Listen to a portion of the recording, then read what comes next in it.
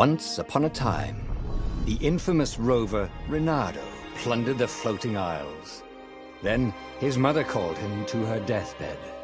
"Swear to me that you won't die on the gallows," she rasped. Reluctantly, he swore. And he whiled away his days at home with music, cards, and wine. But the Emperor had changed. He'd been good once, a shy, almost humble toad. He'd built universities. Then people started whispering about mass graves in the woods, midnight rituals, victims screaming. The Imperial Ravens would round up entire villages, and no one ever returned. The Ravens had come to Ubar scouting for ancient books said to be of great power. But the librarians had hidden the books, so they'd burnt the librarians. The citizens, outraged, had driven them off. The Ravens had come back with dropships. The kid had fled with one of those books. He was brave and dumb and wanted to join the rebellion. And Reynardo had promised his mother he'd protect him.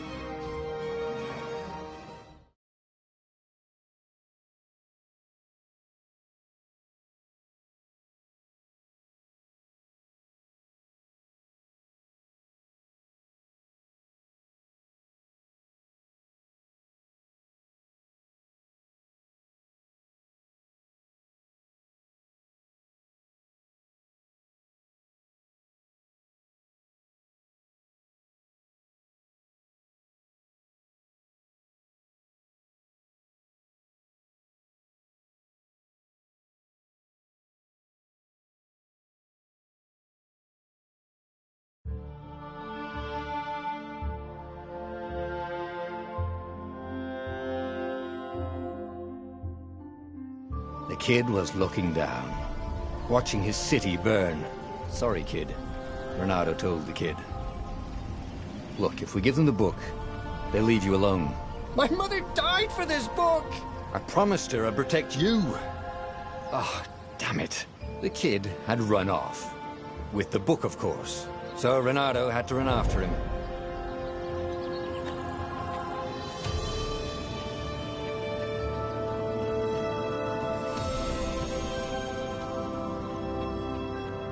The two Ravens were staring at the kid like he was their dinner, which probably was what was in their tiny brains. "Hey," Reynardo said. They cocked their heads at him. "Pick on someone as ugly as you." Wait, that didn't come out right. "For the Emperor!" The Ravens cawed and rushed at him.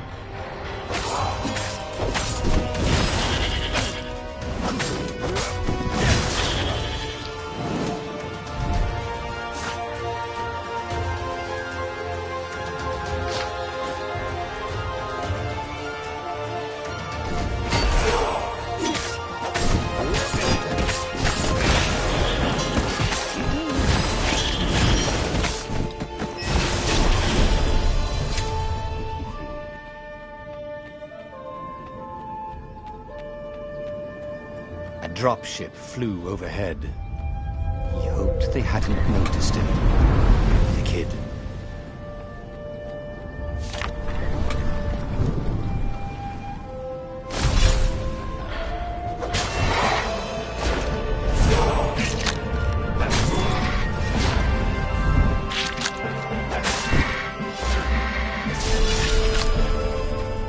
Oh, right. The Gate of Heroes. Someone's idea of a joke, making the Skyship docks a gated community. You needed a hero's sword to open it. And the kid was on the other side of the gate. "Who let you through? Promise me you'll take the book to the rebels, or I'm gonna steal your ship." "I'm not taking that damn book anywhere, and neither are you." "Try and stop me," laughed the kid. "I bet you don't even have a hero's sword." And with that, the kid hopped away. Had to hand it to the kid. He was an idiot, but he had guts. Where was Reynardo going to get a hero sword?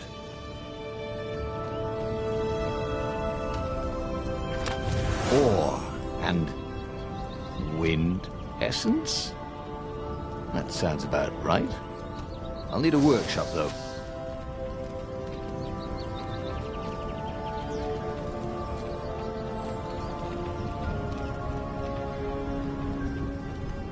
Perfect.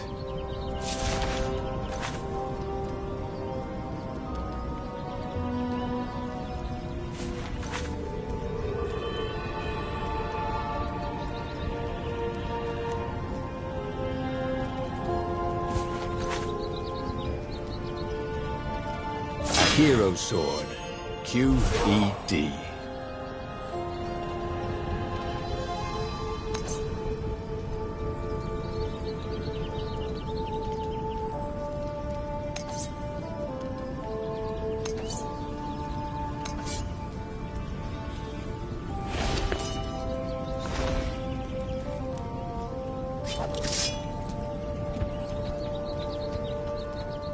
This is what he got for settling down and finding people to care about.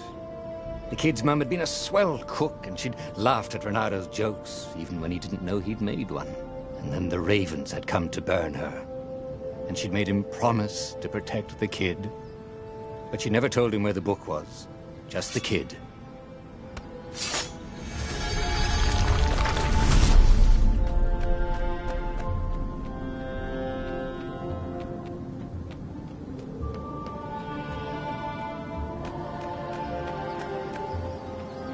He came up to a ledge. It was too far to jump. There'd been a bridge here before, hadn't there? And there was Peter, giggling at him. "How'd you get across?" he asked the kid. "Where'd you find a hook?" "I hopped," said the kid. White-ass kid. "Hey, look out behind you!" "Q," said Renado. Ah, ravens.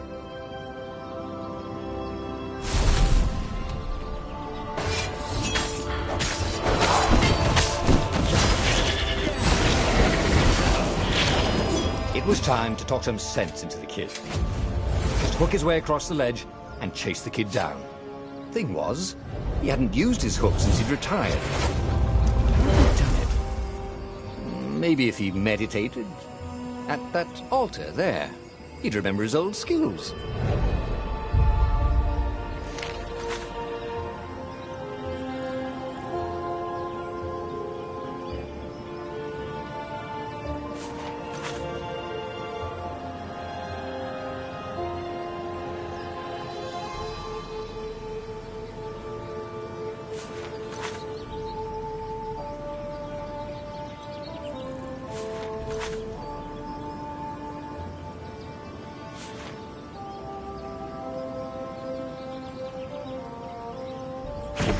Was starting to come back to him.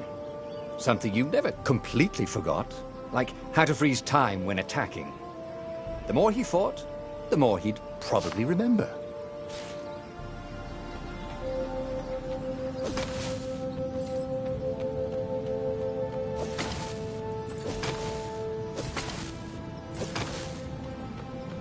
And there was the Farfarer. She was the fastest ship he'd ever known. She could do the Kestra run in 12 furlongs. Oh, so the salesman had told him. And something told him the kid was about to walk into an ambush. "Stop!" he shouted. "I'm not giving you the book!" shouted the kid, and took off. "No! Peter!" But the kid ran for it, and a goggler nailed him with its ivy.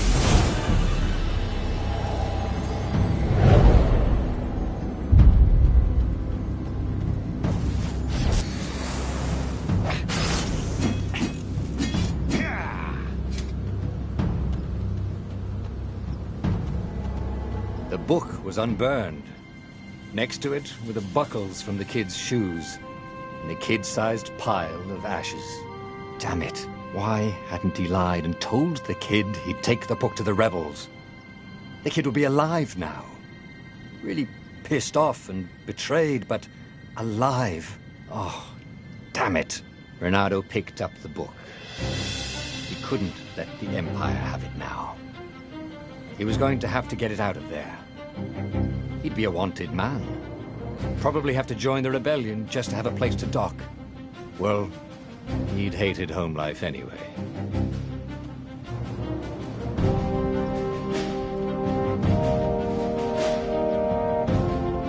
What was the big deal about this book anyway? Maybe he should open it and find out. All that had been years ago. How many?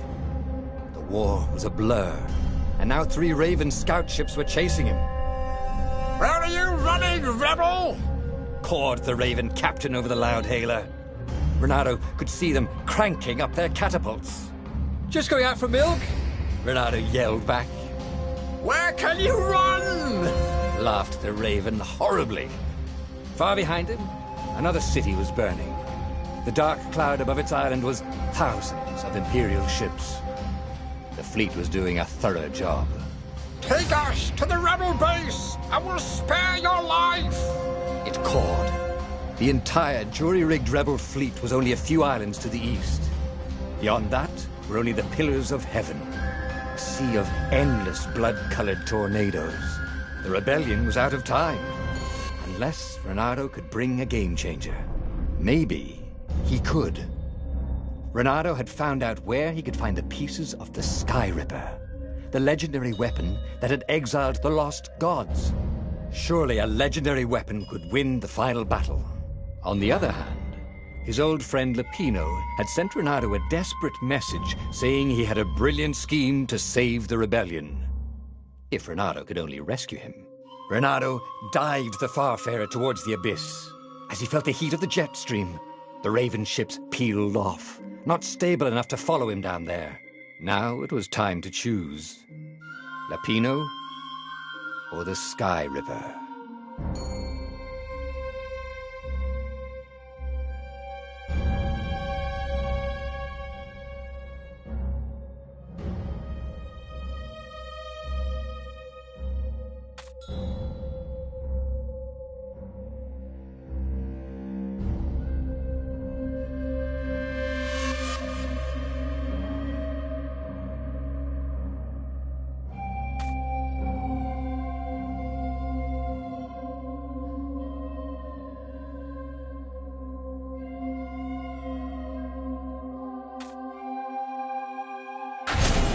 Every child knew about the Sky Ripper. The Transcendent Emperor had buried its pieces. What could have brought them to light? This Emperor, Isengrim III, had once been kind, but he'd gone mad. And now he was conducting secret, obscene rituals to bring back the lost gods. Had he, somehow, summoned the long-lost components of the legendary weapon out of the deep places of the earth? It was more than Renato could fathom. But if he could find a legendary weapon, he would use it.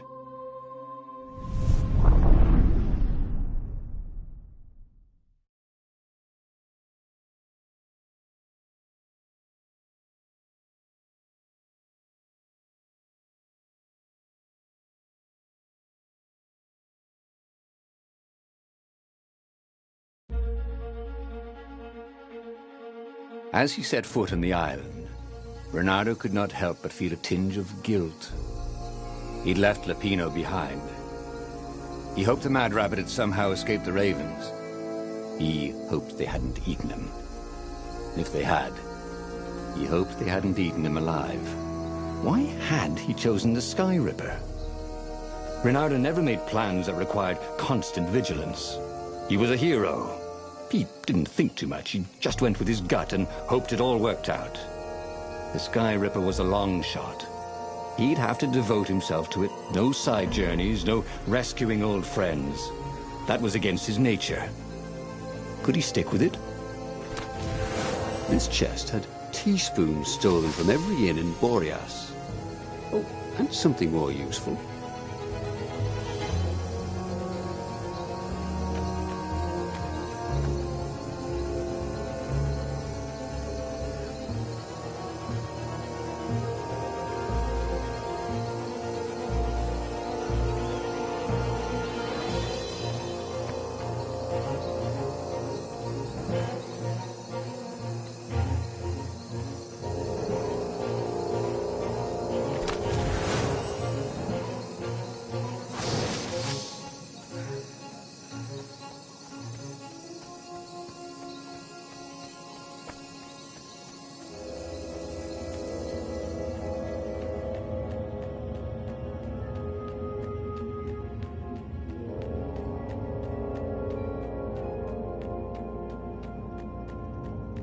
If I craft a sword now, It's going to be really short.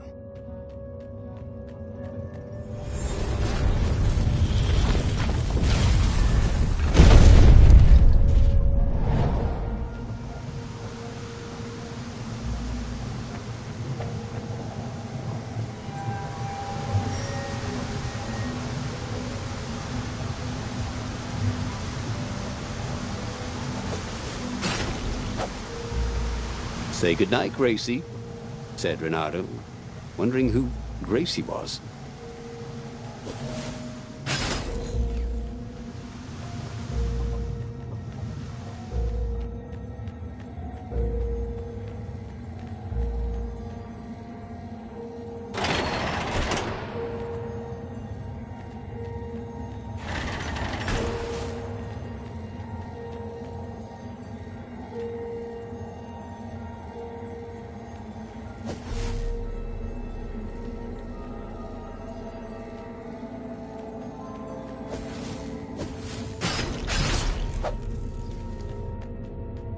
The people who had built this castle, did they even know what monstrous weapon lay hidden within their walls? The Sky Ripper could destroy anything it touched, or so the legend said. As the Transcendent Emperor had fought the lost gods, thousands of thousands had died. But Renato had been through wars. The only merciful war was a short one. Renato's blood was up. He just needed to smash something.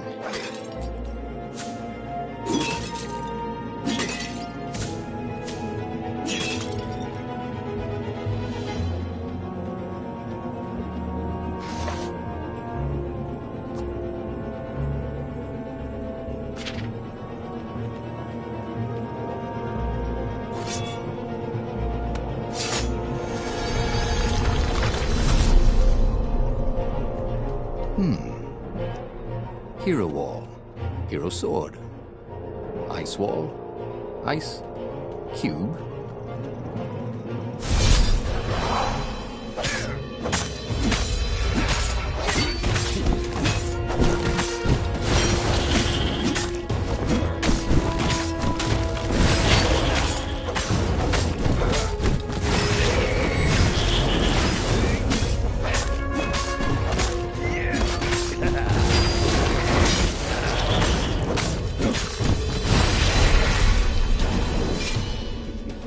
Renato felt ready to take on new powers.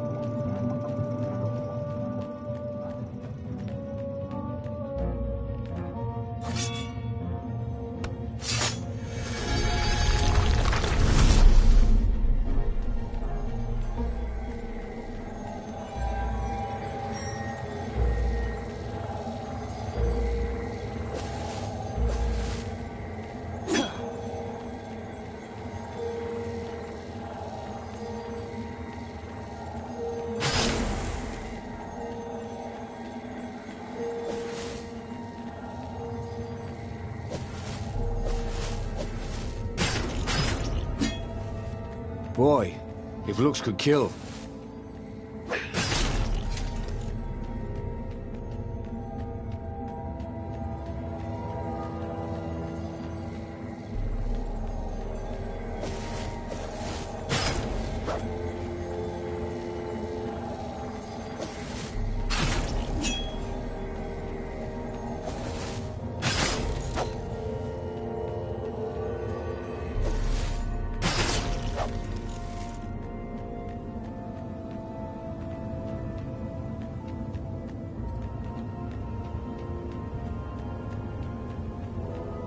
Can't we just agree to disagree? Said Renato. No?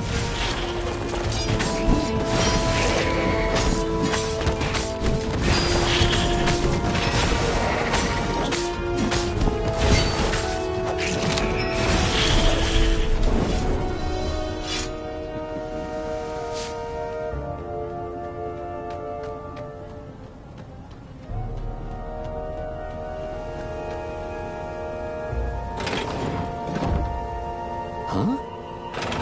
cipher? That was new. Most people still use doorknobs.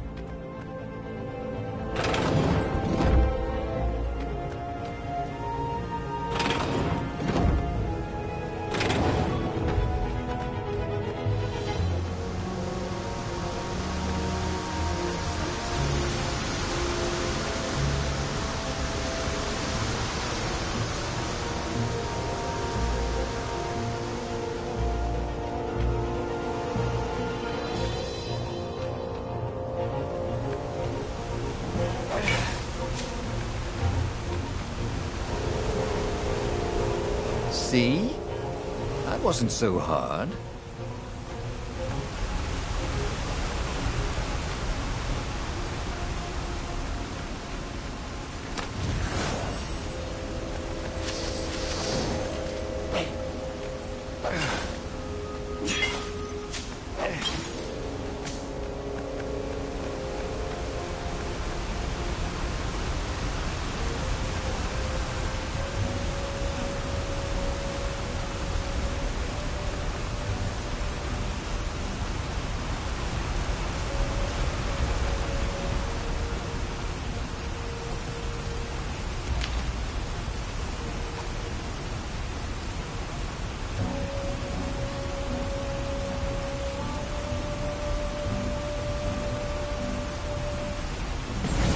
Starting to come back to him.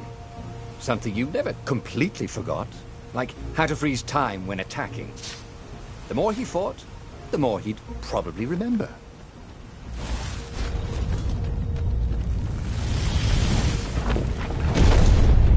There it was. Skyripper's armature. The stuff that dreams are made of. Engineers' dreams, anyway. The device was intricate. No one alive had the skill to make a thing like it. How was it part of a weapon at all? He'd have to ask a scientist. But first, he'd get the second piece. Skyripper had a heart. A core that had come to rest on the next island. Well, there was another island he could reach. Zenobia had just invaded it with her father's Raven battalions. She must be encamped there still. But fighting Zenobia now... that made no sense at all. He'd already sacrificed one friend to get this armature, was it? He didn't need to hurry to face her. She would find him.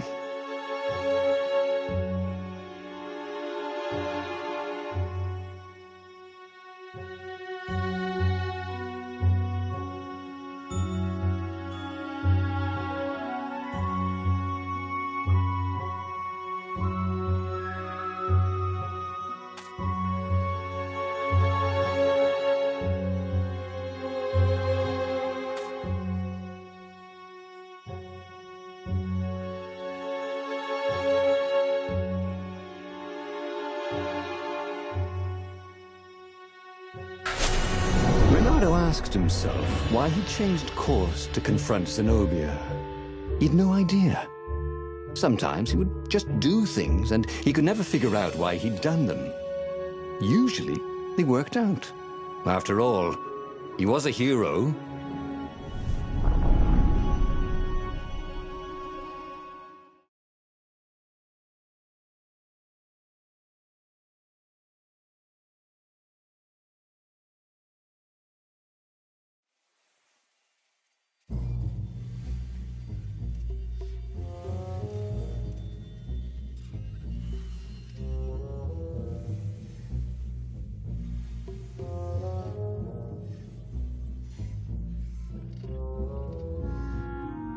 The truth is, though, he wanted to see her, wasn't it?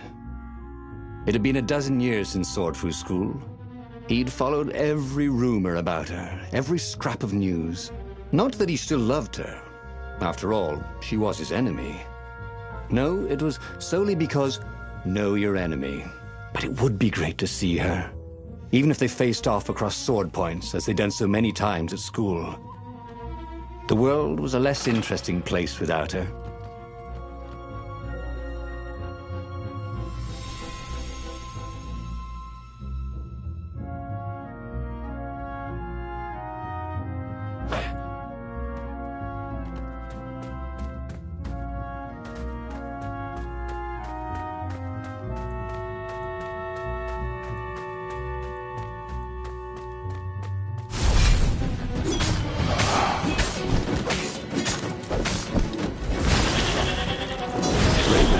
smell any better dead, Renato thought.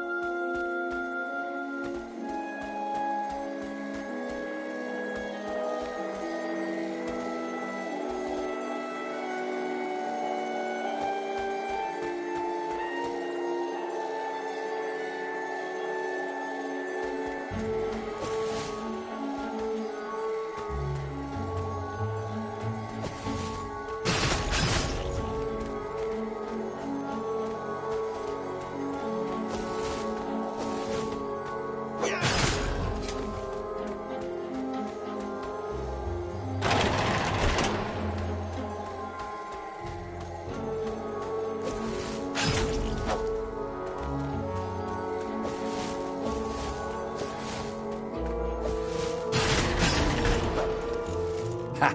Bet you never saw that coming. Renato wasn't entirely sure how he was going to capture Zenobia. She'd be expecting him. And he didn't have Lapino to cook up a clever plan. Why was it again that he hadn't got the core?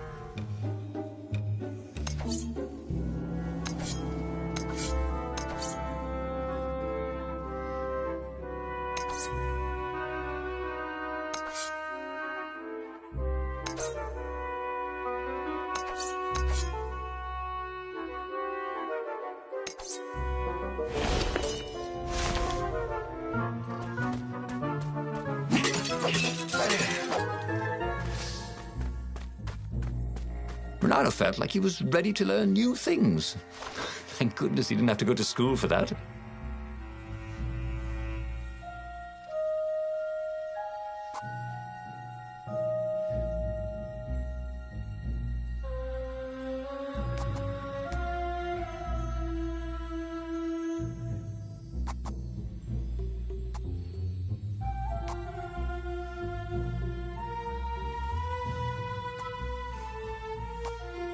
He missed his old skills.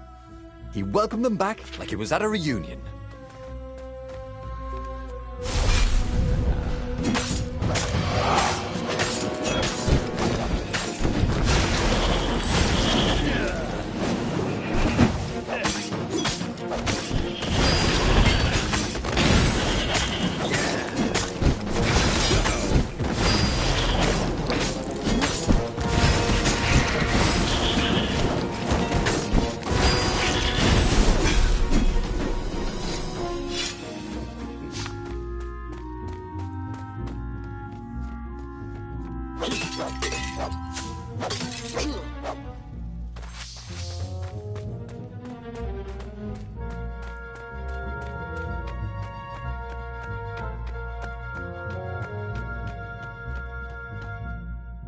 Renato slinked through Zenobia's ship, making no sound at all. Where were her guards? Finally, he reached her bedroom. She was curled up on her bed. Oh, he'd forgotten how beautiful she was. How sleek, how soft. He tapped her on the shoulder with his sword.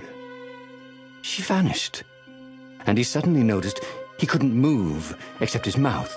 In fact, Sudi couldn't keep his mouth shut. He told Zenobia everything. Skyripper, the rebellion plans, even where the secret rebel base was, until he was hoarse. It was some kind of truth spell.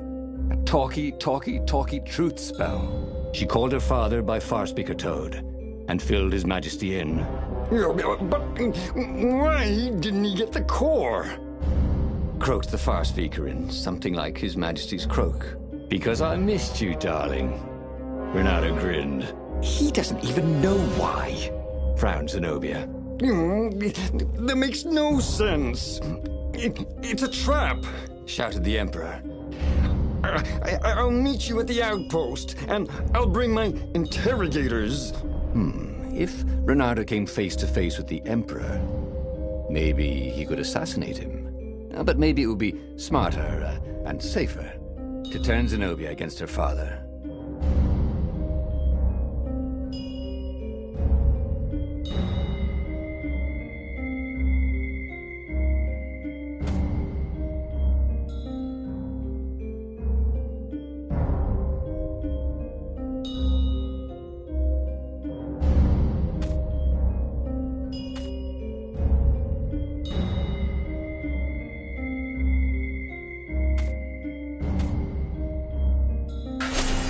What are you doing?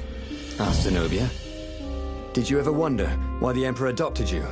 He asked her. She shook her head. He told her. His Majesty wanted to bring the lost gods back. They could make him an eater of souls, an immortal. But to seal his bargain with them, he needed a sacrifice. Someone who truly loved him. She was stunned. Furious. You're lying. Under a true spell? It's a trick. You can't prove that. Take me to the observatory, and I will.